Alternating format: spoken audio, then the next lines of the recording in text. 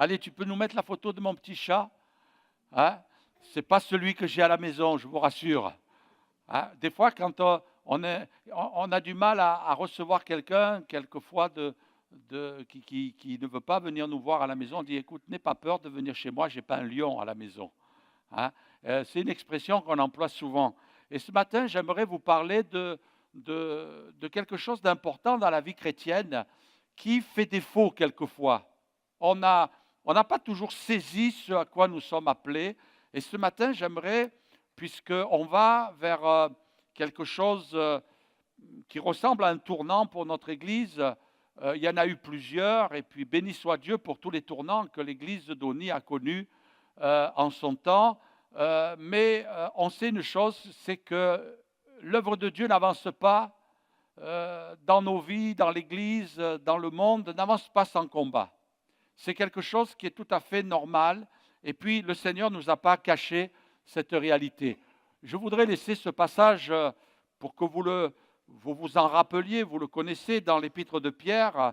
C'est Pierre qui dit « Soyez sobres, veillez, soyez tous vos sens en éveil, soyez vigilants, soyez attentifs, soyez sur vos gardes. » Je crois que c'est un petit peu comme ça qu'on pourrait l'interpréter.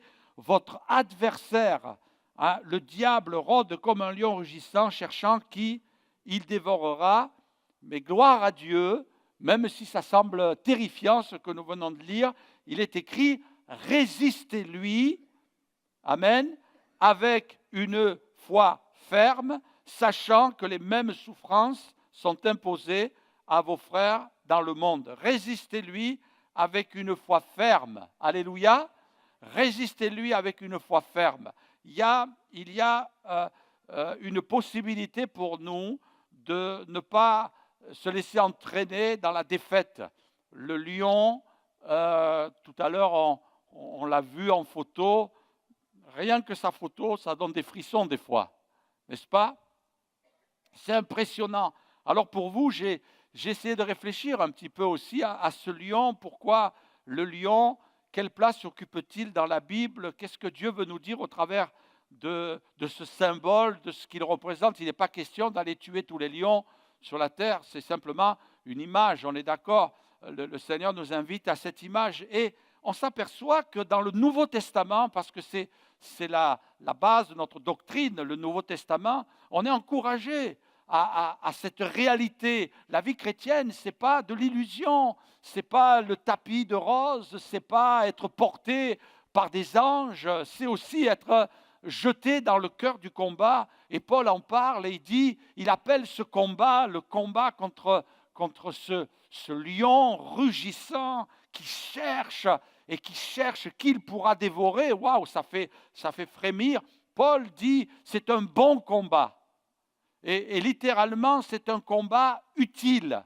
C'est un combat nécessaire. C'est un combat qui est dans le plan de Dieu pour notre vie. On n'a pas le choix. Nous sommes appelés à combattre. Dès que nous entrons dans la vie chrétienne, nous entrons aussi dans une dimension de combat. Dans le livre des Juges, au chapitre 3, verset 2, il n'y a pas le verset, il est dit que Dieu voulait seulement que les générations des enfants d'Israël connaissent et apprennent la guerre. Waouh! Dieu voulait que cette génération qui était sortie du désert et qui était déjà entrée en terre promise, Dieu a voulu qu'il y ait des peuples ennemis qui restent là, qui ne soient pas chassés. Pourtant, c'était une période de conquête. Et ils ont pris possession du territoire. Et puis Dieu a voulu qu'il y ait des ennemis qui restent là pour que les générations montantes apprennent la guerre, apprennent et connaissent la guerre et se battent, soient armés. Alors bien sûr, pour nous, peuple de Dieu, il n'est pas question de faire la guerre à des gens. La Bible dit qu'on n'a pas à lutter contre la chair et le sang. C'est le Nouveau Testament.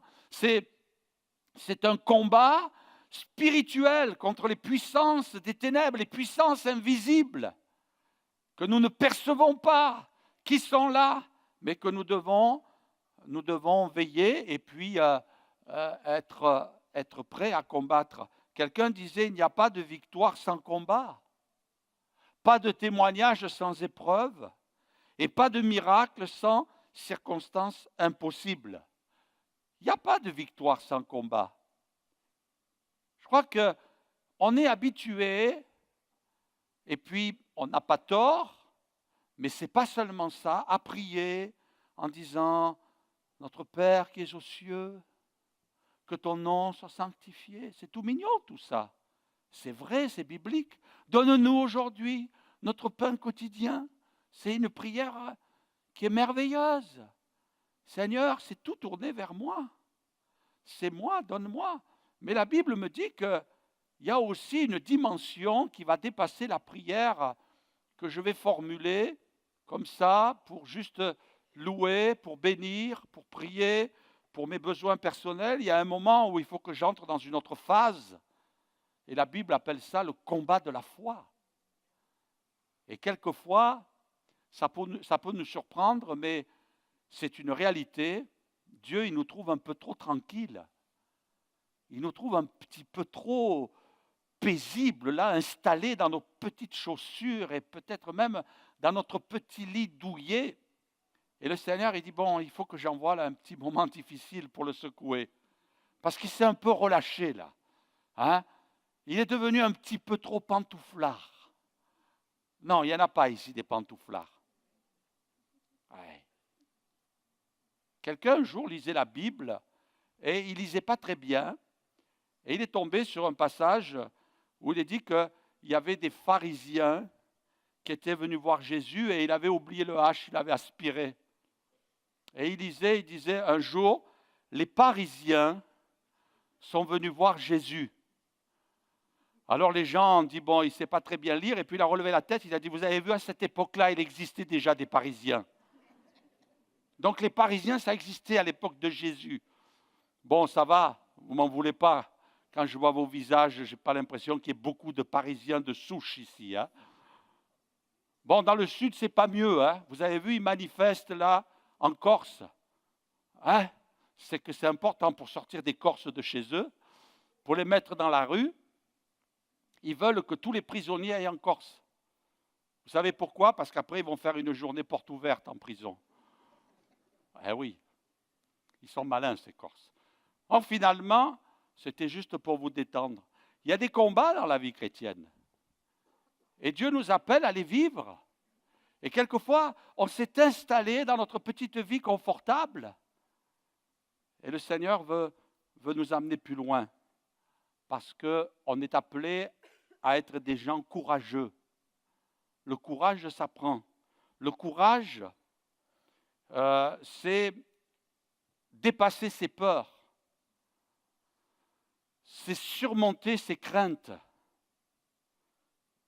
Je me rappelle cette petite histoire, et puis je prône la non-violence, hein, c'est pas le but, mais un jour, vous pourrez rire avec ça, mais un jour, il y a Isabelle qui était un petit enfant qui devait avoir une dizaine d'années, et il y avait un petit garçon qui l'embêtait.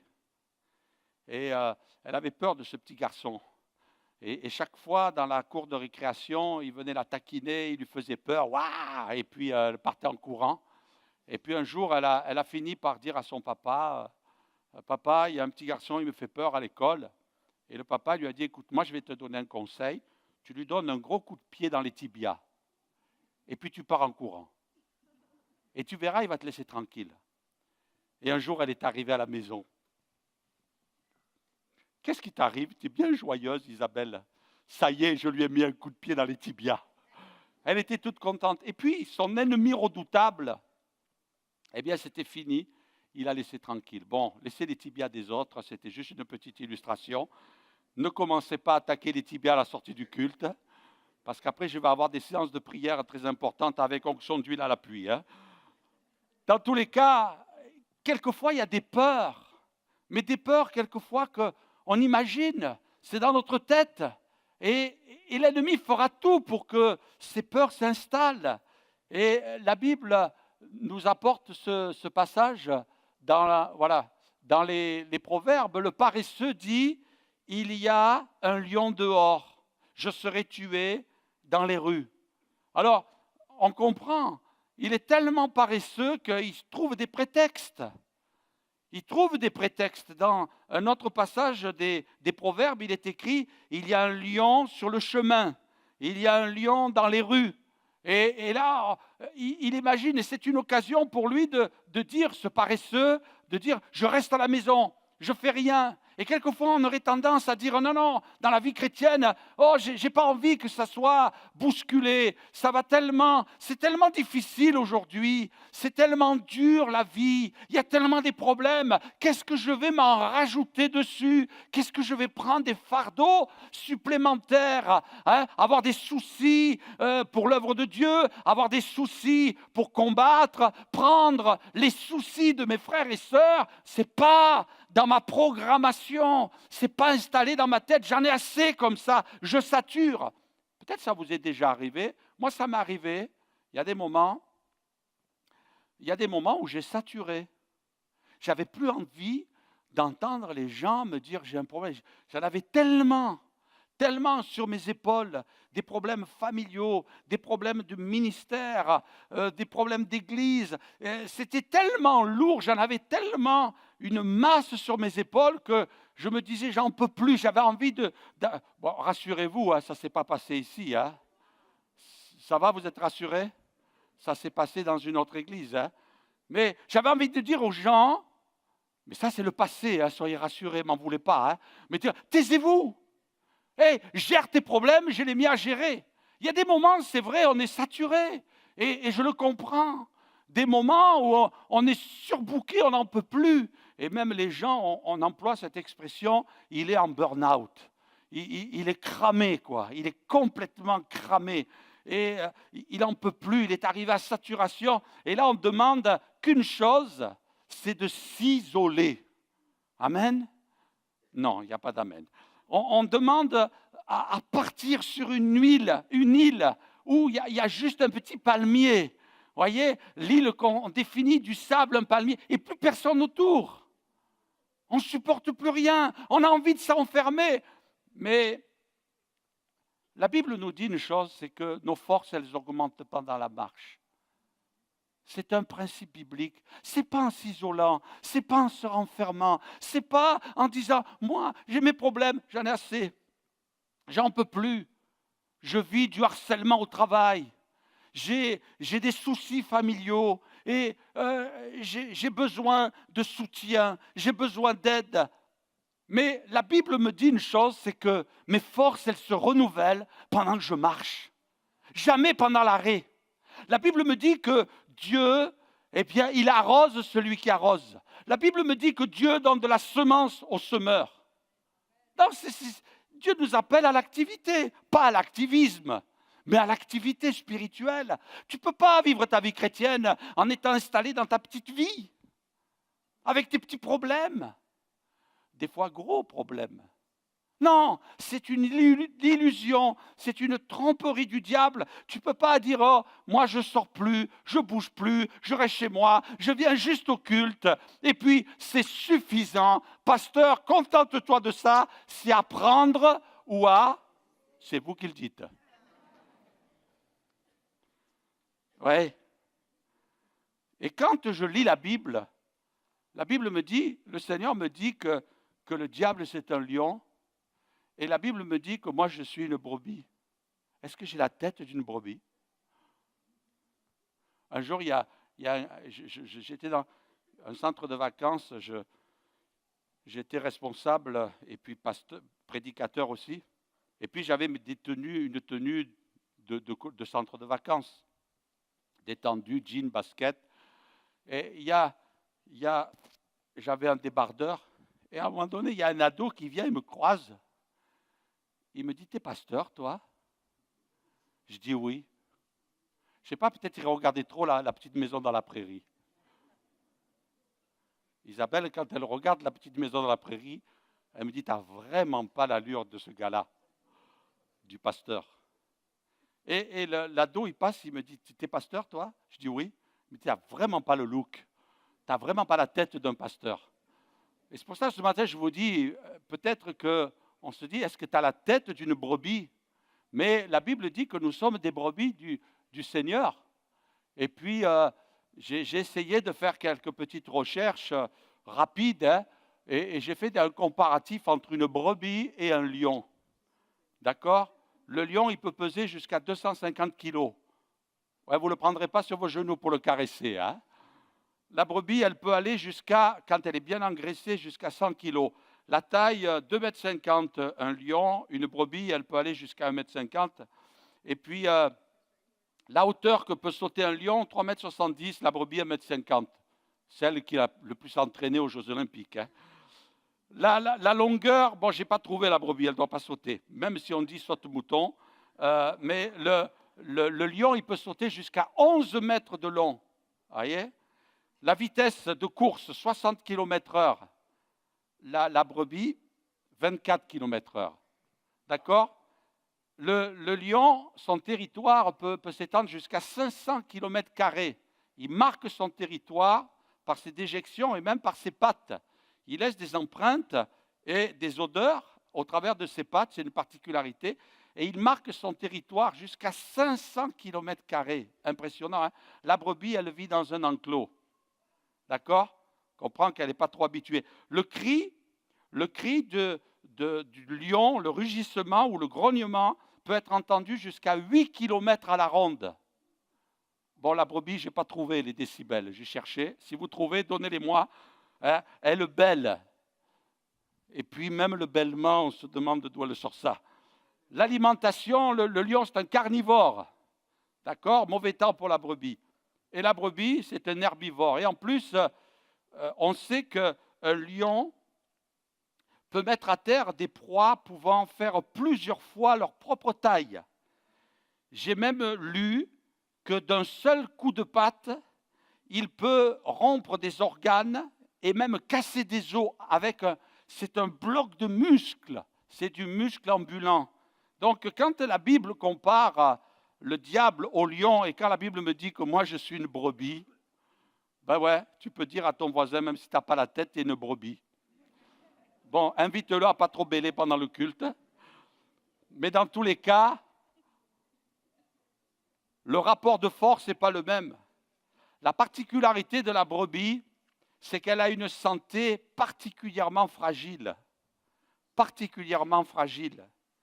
Et c'est quand même quelque chose qu'il nous faut considérer. Moi, j'admire le courage de Daniel. Vous savez que, parce qu'il n'a pas désobéi à Dieu, il a été jeté dans la fosse aux lions. Combien il y avait de lions? Vous ne savez pas? Ben moi non plus. Il a été jeté dans la fosse aux lions. Et puis regardez ce qu'il est dit. Il est marqué à la fin. Il est dit que le roi est venu le voir. Et il est dit qu'il n'y avait aucune blessure. Verset 22, mais Dieu envoya son ange et fermait la gueule des lions qui n'ont fait aucun mal parce que j'ai été trouvé innocent devant toi non plus, ô roi, je n'ai rien fait de mauvais. Et il est dit que Dieu l'a gardé, à la fin il est dit parce qu'il a eu confiance en Dieu. C'est quoi la confiance? C'est la foi. C'est la foi. Des fois, on s'imagine qu'on va être avalé tout cru. On s'imagine que dans cette épreuve, on va mourir. Je me rappelle un moment assez difficile dans le ministère.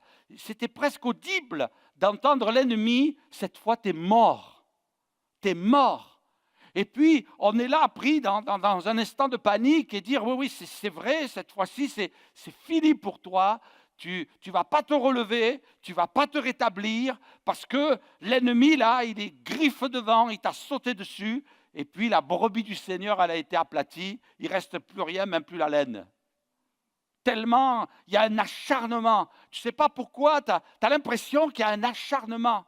Mais la Bible dit, résistez-lui, résistez-lui, avec une foi ferme. Et Daniel, il a été jeté là, vraiment dans le creux, dans cette fosse. Et puis, on sait plus tard que le roi a fait jeter les mauvais, ceux qui ont dénoncé Daniel. Et puis là, mes amis, ils n'ont pas atteint le sol que déjà les lions les avaient déchiquetés. On sait qu'ils avaient faim.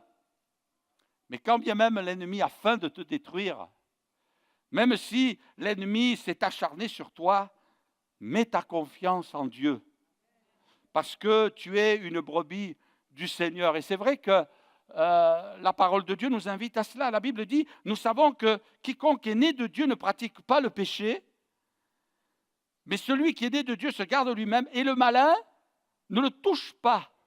Littéralement, il ne s'accroche pas. Il peut sortir les griffes. Et dans le texte qu'on a lu en introduction, le lion, il rugit, il cherche qui pourra dévorer, mais finalement, il ne dévore pas. Parce qu'il ne peut pas nous toucher. Et pourquoi il ne peut pas nous toucher? Pourtant, c'est impressionnant, une brebis. Pourquoi? Parce que quand la brebis, elle cherche au fond d'elle-même, quand elle cherche dans son cœur, cette brebis qui ne paye pas de mine, ce chrétien qui ne paye pas de mine, eh bien, qu'est-ce qu'elle voit à l'intérieur d'elle-même? Elle voit le lion de Juda, qui est Jésus. Un lion, et vous savez que la particularité des lions, c'est qu'il n'y en a pas deux qui peuvent coexister ensemble. Hein? Non, non, non. Quand le lion, il a autour de lui ses lionnes, et qu'un plus jeune lion veut venir, ça va dans le combat, ça va dans la lutte. Et puis, celui qui est vaincu, il est obligé de partir et de laisser les lionnes au vainqueur. Wow! C'est une belle image. Hein? Le lion qui est en moi, il ne laissera pas subsister le lion qui est l'ennemi. Et c'est lui qui me pousse. C'est parce qu'il est à l'intérieur de moi. À l'intérieur de moi, il y a un combat déjà qui se mène. De se dire, allez, va au combat. Reste pas là, planté comme un piquet. Allez, va au combat. Ah ben non, mais j'en ai assez, je suis fatigué. Tous les combats de la vie. Mais jusqu'à la fin, nous aurons des combats. Moi, ce que je vois, c'est qu'il y a des hommes qui ont été courageux dans la Bible et qui m'encouragent. Et le Seigneur me dit d'y aller au combat. La brebis, elle cache aussi quelque chose. C'est qu'on donne peut-être cette apparence de brebis. Pourquoi? Parce que le Seigneur a voulu nous comparer à une brebis. Mais quand j'examine de près ce que le Seigneur veut faire de moi, il fait de moi un soldat aussi. Et dans l'Épître aux Éphésiens, que vous connaissez bien, il est dit « Revêtez-vous de toutes les armes de Dieu ». Ça veut dire qu'à l'intérieur de moi, il y a le lion par le Saint-Esprit, il y a Jésus, qui va m'amener à affronter. Mais le Seigneur ne m'envoie pas démuni.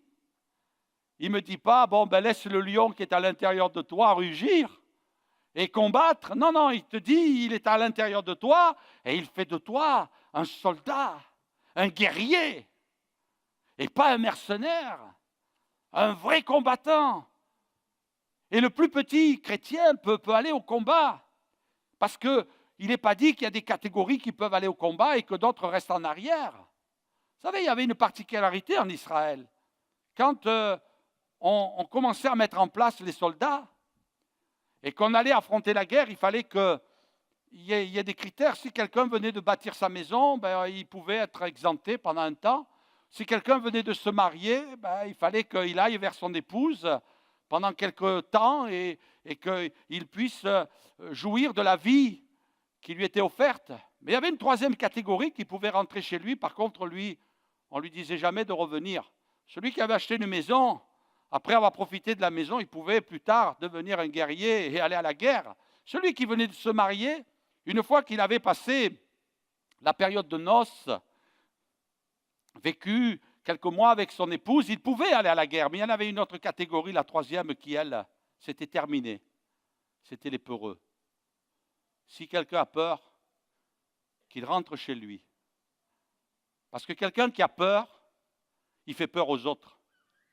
Ouais, c'est vrai. C'est contagieux la peur. La foi, c'est contagieux. Mais la peur, on n'est pas appelé à vivre dans la peur. Si tu tu es peureux, si tu as peur, si tu as peur de faire un pas en avant, si tu as peur de faire un pas de foi, si tu as peur d'avancer avec Dieu, tu vas décourager ton entourage. Quelquefois, on peut avoir peur. Il y a des peurs qui sont normales, mais je ne suis pas obligé de les confesser. Je ne suis pas obligé de les confesser. Je peux ressentir de la peur, je peux ressentir du doute, je peux ressentir de la crainte, mais je dois confesser la foi. Parce que devant Dieu, ce qui est important, c'est ce que je vais confesser. C'est ce que je vais dire. Et le Seigneur me dit, tu vas aller au combat, mais je ne te laisse pas démuni. Je vais te donner des armes. Tu vas prendre des armes. C'est des armes de Dieu, ce n'est pas tes armes à toi. C'est des armes de Dieu. Parce que nos armes à nous, elles ne sont pas assez solides. Elles ne sont pas assez fortes. Quelqu'un me racontait hier qu'il travaille dans un milieu psychiatrique. J'entendais, peut-être cette sœur est parmi nous ce matin, et disait que dans son travail, elle voyait des gens qui avaient occupé une place importante dans la société, des gens qui étaient des médecins, mais qui à un moment donné, puis on en parlera cet après-midi, vous serez surpris, voir que dans le milieu médical, eh bien, il y a beaucoup de gens qui se suicident aussi. Et puis qui disaient que ces personnes avaient sombré dans la folie, à tel point que leur famille les avait abandonnés, ils étaient placés dans des établissements spécialisés pour des problèmes psychiatriques. On n'est pas armé pour la vie, on n'est pas suffisamment fort pour la vie. On a eu même des gens haut placés dans notre société qui ont mis fin à leur jour. Mais voyez-vous, les armes que Dieu nous donne, elles sont à la hauteur. Elles sont capables. Si Dieu nous dit, le diable, il est comme un lion, il rugit, il cherche qui il dévorera, mais t'inquiète pas, j'ai mis un lion à l'intérieur de toi. Alléluia. Je t'ai donné des armes, et ça, c'est des armes divines. C'est des armes d'en haut, c'est des armes de Dieu. Parce que ces armes, c'est la vérité pour ceinture, la cuirasse de la justice, le zèle que donne l'évangile de paix, le bouclier de la foi, le casque du salut, l'épée de l'esprit. Il y a des armes qui nous protègent. Moi, ce que j'aime bien dans la vie chrétienne, c'est que tu as des armes pour recevoir des coups. Allez, tape-moi sur la tête, j'ai un casque. Tape-moi là, j'ai une cuirasse. Ouais, j'ai le bouclier. Mais il y a une arme là. Il y a plus de bonheur à donner qu'à recevoir. Une épée. Et cette épée-là, elle n'est pas faite pour parer. Elle est faite pour donner des coups. Est-ce que tu sais que tu peux donner des coups à l'ennemi? Alléluia. Tu peux donner des coups à l'ennemi. Tu peux lui faire peur. Et la Bible dit que si tu résistes avec une foi ferme, il fuira, il est dit, loin de vous. Waouh! Bon, on ne va pas faire les malins en face de l'ennemi, en disant, allez, viens te frotter à moi, tu vas voir. Non, laisse-le tranquille. Tu n'as pas besoin. T'inquiète pas, il va venir à un moment donné. Mais quand il vient près de toi, n'aie pas peur. Il y a des chrétiens qui, quelquefois, sont venus me voir en disant, pasteur, faut-tu prier pour moi? Il n'y a pas de souci, je vais prier pour toi. Pourquoi? Ben, tu sais, dans ma famille, ça trafique. Et alors? Ouais, mais vous, tu sais, la nuit. Et alors? Des fois, il y a des manifestations. Et alors? Laisse-le rugir. Laisse-le rugir. Laisse-le venir t'attaquer. Et commence à réaliser ce que le Seigneur a fait de toi. Commence à réaliser que tu ressembles à ce soldat. Et l'ennemi, il a peur de toi. La Bible dit, les démons croient en Dieu et ils... Waouh, ça c'est un beau verset ça. Waouh, ils tremblent. Depuis que tu es chrétien, ça tremble dans le monde des ténèbres. Ah, tu ne vas pas recevoir une lettre pour te le dire. Dieu nous donne des forces surnaturelles, alléluia. Moi j'ai bien aimé l'autre jour, et c'est ce verset-là qui m'a entraîné dans le message d'aujourd'hui que je vous apporte. J'étais impressionné, j'ai médité sur Samson. C'est vrai qu'il n'a pas toujours été l'exemple, mais il y a quand même des extraits où il y a de bons enseignements. Il est dit dans le livre des Juges, Samson descendit avec son père et sa mère Timna lorsqu'ils arrivèrent aux vignes de Timna. Voici un jeune lion rugissant. En plus, il est jeune. Seigneur, moi, si tu m'envoies un lion, envoie-moi un vieux qui a plus de dents, plus de griffes et qui boite des quatre pattes. Là, le Seigneur envoie, bon, c'est comme ça que je le comprends, un jeune lion, bien tout frais, là, tout moulu, là. Un jeune lion bien énervé, en colère. Et il est venu à sa rencontre. Et ce que je vois là, même s'il n'a pas toujours été un exemple, Moïse, qui a été un grand homme, quand le serpent, le bâton a été changé en serpent, lui, il a pris la tangente, lui. Hein? Et le Seigneur l'a arrêté. Il va lui dire, tu vas où là? Moïse. Je pense qu'il doit rougir de cette histoire, Moïse, dans le ciel. Tu vas où? Prends-le. Et tu le prends par la queue. C'est vraiment pas l'endroit où il faut prendre le serpent. Il faut le prendre par la tête. Et même éviter de mettre la main. Il faut un bâton là. Le Seigneur va montrer la puissance de la foi. Mais ce que je vois, c'est que Samson, lui, il ne recule pas. Parce que si le Seigneur envoie le lion, alléluia, il envoie le Saint-Esprit. Oh, gloire à Dieu! Si le Seigneur, il envoie le lion, si le Seigneur, je ne dis pas que c'est lui qui l'envoie, il permet que le lion vienne te rencontrer sur le chemin de la vie.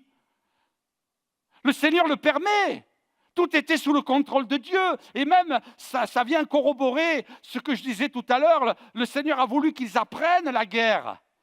C'est le premier combat que Samson va connaître. C'est la première confrontation qu'il va connaître. En fait, c'est comme si le Seigneur voulait le mettre en face du diable. Je t'envoie un jeune lion, comme Jésus, dans le désert, avant de commencer le ministère, il va vivre un face-à-face. Moi, c'est comme ça que je le comprends. Il va vivre un face-à-face avec le diable dans le désert. Parce que le Seigneur veut dire, regarde les forces qui sont en toi. Regarde les capacités que tu as. J'ai pratiqué quelques sports de combat quand j'étais jeune. C'est fini, maintenant je suis un homme de paix. Moi, j'impose les mains que pour guérir les gens. Mais je me rappelle, il y avait de l'entraînement, mais il y avait des compétitions. Et dans ces compétitions, il fallait se battre. Et des fois, on se battait contre des colosses. Ils avaient de la pratique. Je me rappelle un combat. À un moment donné, je venais juste de passer un grade et je me suis retrouvé devant une ceinture noire. J'ai dit, oh maman, déjà j'ai pris le gars, j'ai dit, je suis mort là. Il me dit, pourquoi tu dis ça? Il m'a laissé m'amuser 2 minutes. Après, j'ai fait le soleil. J'ai éprouvé ce qu'on pouvait ressentir dans l'espace. Et j'ai fini au sol, écrasé par une masse de 100 kilos. C'était mon combat. Ben oui, c'était ma compétition. Aïe, aïe, aïe, aïe, aïe. Si, après, pour retourner à ma place, j'avais pu passer sous les tapis, je l'aurais fait. Tellement j'avais honte de moi. Mais le Seigneur, quelquefois, me met en situation. Me dit, tu vas aller dans le combat. Non, Seigneur, pas le lion. Envoie-moi un petit chat. Ça ressemble, c'est la même famille, mais en plus petit. Non, le Seigneur va t'envoyer un lion, mais il n'y a plus personne là. On est là, on ouvre la pharmacie, on cherche des Tranxène. On cherche des somnifères. Vite, on sort le calepin, je vais téléphoner au pasteur. Viens prier pour moi. Une chaîne de prière. Bon, on a le droit. Mais il y a des moments, le Seigneur te dit, non, il n'y a personne là, tu es tout seul.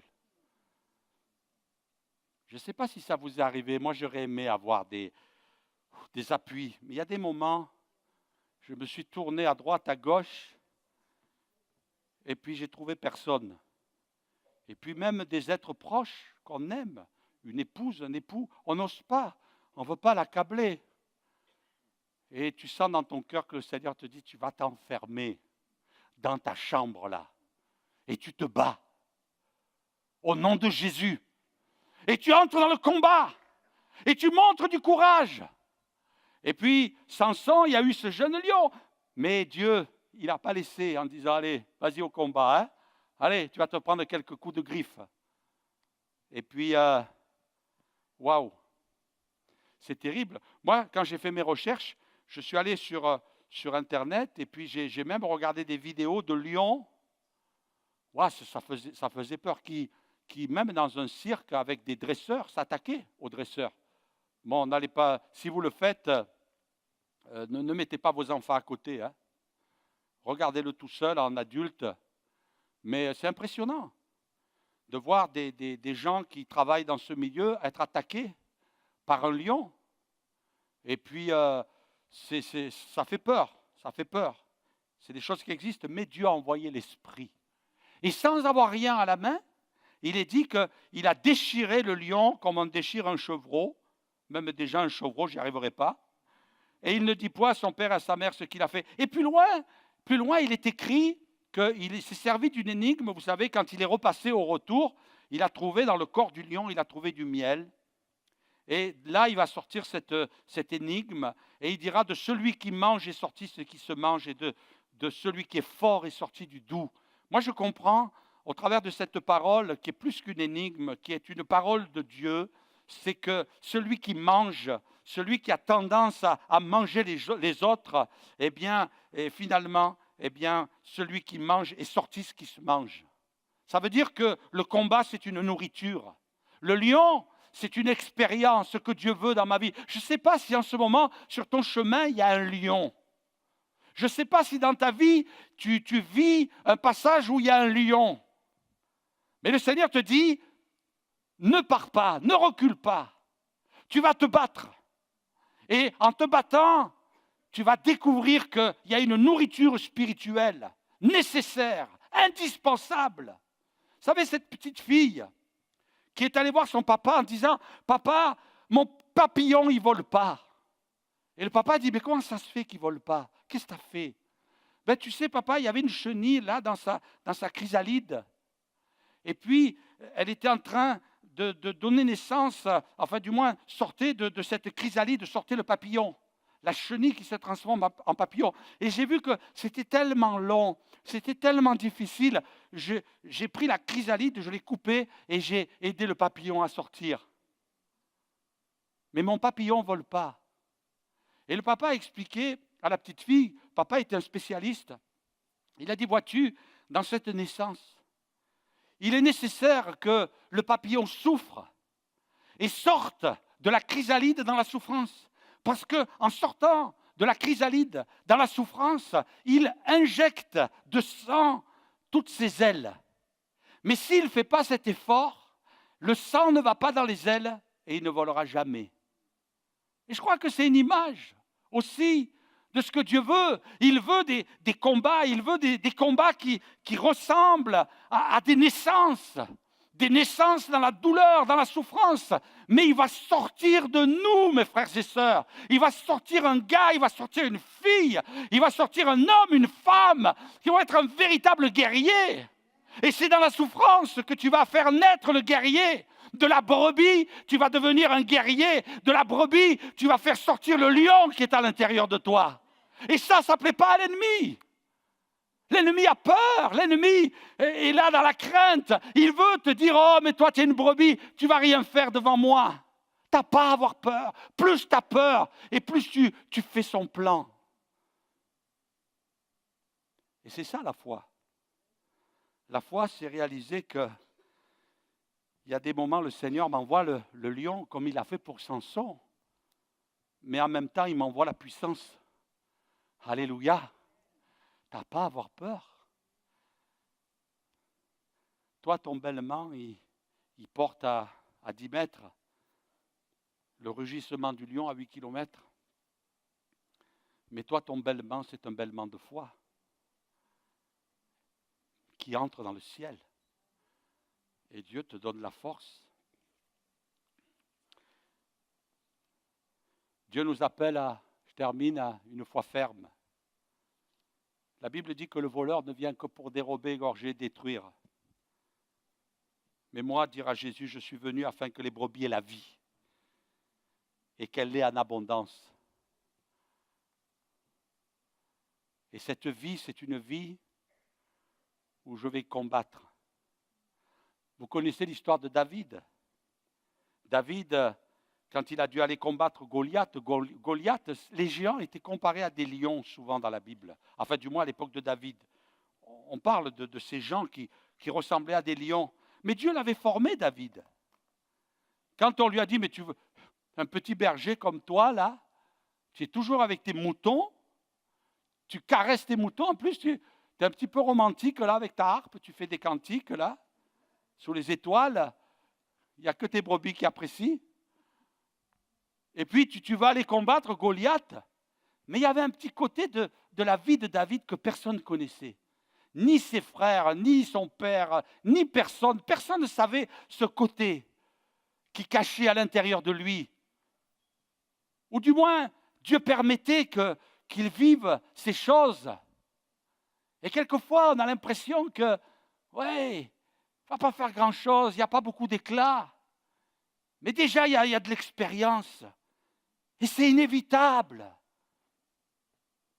David, il n'était pas appelé toute sa vie à s'occuper de brebis, mais Dieu l'avait préparé à des grands combats. Et puis, vous savez, David, quand il allait à la guerre, il réussissait toujours. Pourquoi? Parce que Dieu l'avait préparé. Parce que sa vie était une vie de combat. On a souvent dit, oh Seigneur, donne-moi le cœur de David, parce que c'était un homme selon ton cœur. Oui, donne-moi le cœur de David. Seigneur, donne-moi surtout la richesse de David. Donne-moi la gloire de David. Oui, mais prends tout le reste aussi. Hein. Parce que nous, souvent, on veut la bénédiction, on veut les grandes choses, on veut la gloire, on veut les richesses.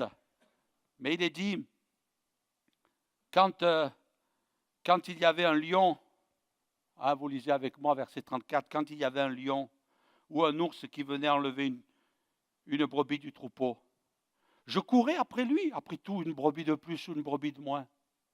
Hein?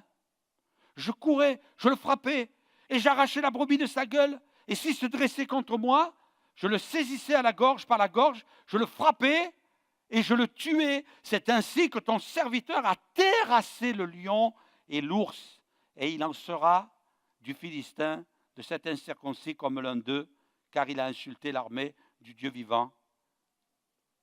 L'Éternel qui m'a délivré, il est conscient que ce n'est pas lui.